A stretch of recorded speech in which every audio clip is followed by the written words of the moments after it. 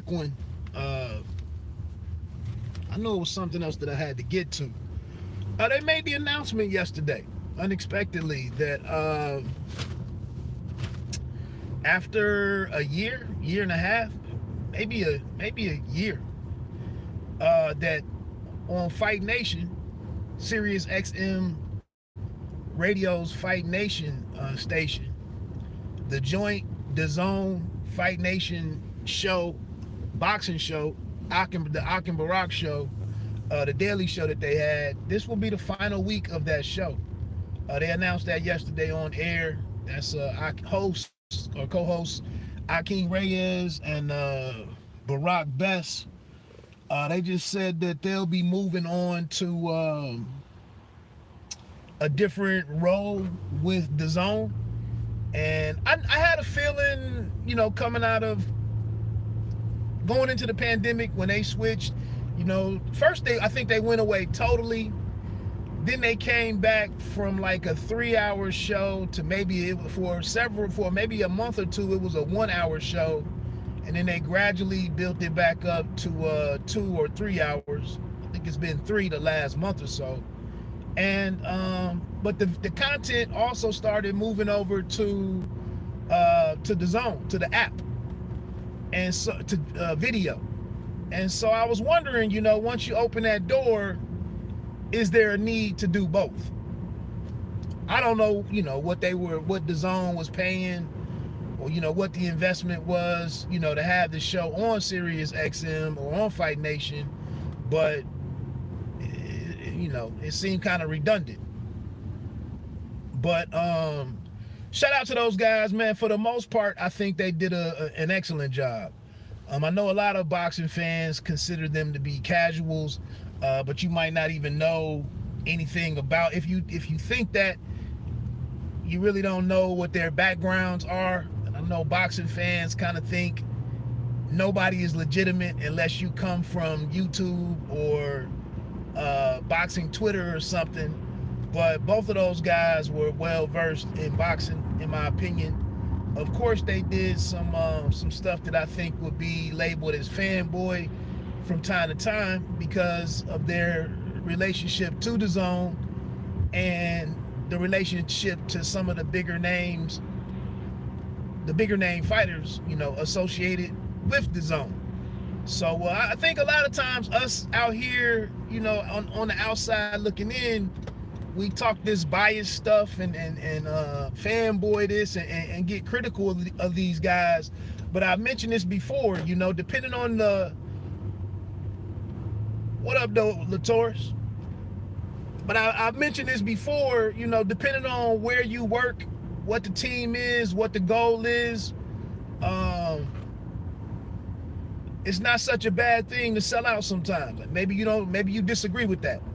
But I'm saying if it's your own show or if it's your own company, or if you join a company that you completely believe in, I see nothing wrong with selling out and playing the part for the greater good of the team. That's just my opinion. You can feel how you want to feel on it. But it looks like they're going away. I think this is a pretty bad hit for boxing coverage because the show was daily. I've been critical before. I think the two guys that do the Monday night and the Friday night show, Randy Gordon and former world championship challenger Jerry Cooney. No disrespect to neither one of those guys, but I just think that's a different. I mean, both of those guys are probably in their 60s or maybe early 70s, and I just think the show is built on relationships with certain sanctioning body presidents, as well as they get some referees that they have on there, and they never criticize anybody. And some of the people that if you bring Mauricio Sulaiman on the show, it's not like Mauricio Sulaiman hasn't made some impactful decisions or some even some controversial ones. And to bring him on there and tell him that he's the best in the world or the best president in boxing, I just don't think that's true. They have Bob Arum on there. You know, they speak very favorably of everything that Bob Arum does. They ignore any of the stuff that some of us would have a problem with. They have Jack Reese on there, the referee on there. They have him on there quite often. He's never done anything wrong. So, and then they have different fighters that they love. And I mentioned before, you know, when Randy Gordon sat there and said that he wanted on the show, when he sat there and said that he wanted Adrian Broner to be, for his career to be ended, basically, for him to be seriously beaten down in the ring, because Adrian Broner took a picture, or actually a young fighter in Xander Zayas that Randy Gordon likes. He was in camp with Adrian Broner on this last fight where Broner was training for Giovanni Santiago. And just because Zayas took some pictures with him and posted it on Instagram, Gordon was upset that the youngster would be hanging out with, you know, somebody with the checkered past as Adrian Broner. Never mind that he's a 4-division champion and that sparring with him on a regular basis could be instrumental in that kid's development. You know, he came on here and he said it like 2 or 3 times on two or three different shows. I think also for the older show with Gordon and Cooney,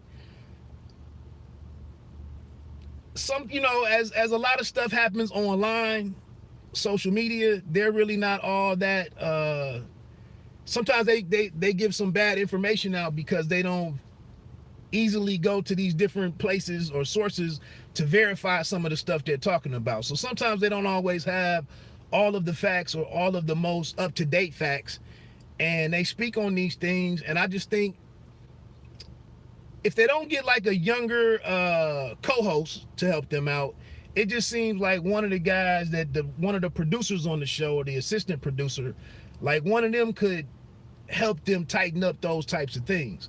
But other than that, though, I mean, they do, you know, their Monday and Friday night thing. Shout out to them for having some place to work at that age. And they do a good job in terms of getting different guests on.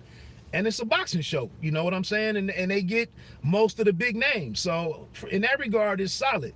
But I think with the Ak and Barak show, they had more guests on. They had guests on from all platforms, all networks, all promoters. I do think sometimes, you know, they got a little chatty catty or even stirred the pot. I mean, but that's probably good radio. I mean, that's how you get viewers. That's how you get listeners. That's how you grow the platform. So anyway, it looks like they'll be doing something on some content that will be on the app. I think it's a negative for the sport of boxing, because I think a lot of people were starting to notice their coverage. You saw a lot of the stuff that was said on the show was popping up in Boxing Scene articles. I know I included the audio from their program into some of my updates, and it was just it was a daily show. You know, some people might not have cared for the back and forth between the guys. I talked about them before, arguing with one another on air. Although they haven't been doing that in the last 2.5 weeks, 2 or 3 weeks, they kind of cut that down. But like I said, man, I thought all in all, man, I enjoyed the coverage for the most part. You know, getting several guests on every week. They had the weekly update directly from Eddie Hearn on Tuesdays. I think the Mondays, the first of the month or something, they would have Mauricio Suleiman come on. He would try to clean up some of his stuff that's happened, you know, from the WBC as one of the leading sanctioning bodies. They covered women's boxing pretty extensively. I thought that was pretty dope of them. So, like I said, I think it's a net negative, because it was a place where you heard you know, a lot of fighters come on there and talk. and do interviews and whatnot. So we'll see what happens with those guys. They said it, anything could happen. They could be back on Sirius XM at some point, but they didn't go all into the details, obviously. But Friday will be the last show. It kind of happened abruptly. We don't know the details, but maybe I can't say that DAZN sees it as a way to drive any subscriptions over to the app. I'm gonna be honest, I don't watch the clips on the app. I'll only see the clips on the app if I'm getting ready to go back and watch a fight on demand, and maybe I see a couple of things, or if I get the DAZN app fired up like 30 minutes before a fight, I'll let a couple of things pop up. They automatically play, and I'll see them then.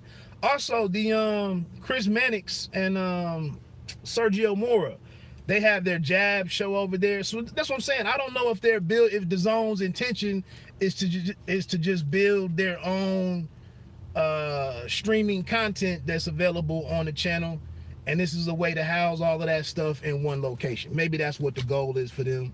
I don't know that any of those guys are really liked that much on that level for it to really drive things, but hey, it's good for those guys. Let me get on out of here, man. Have a great day. Peace.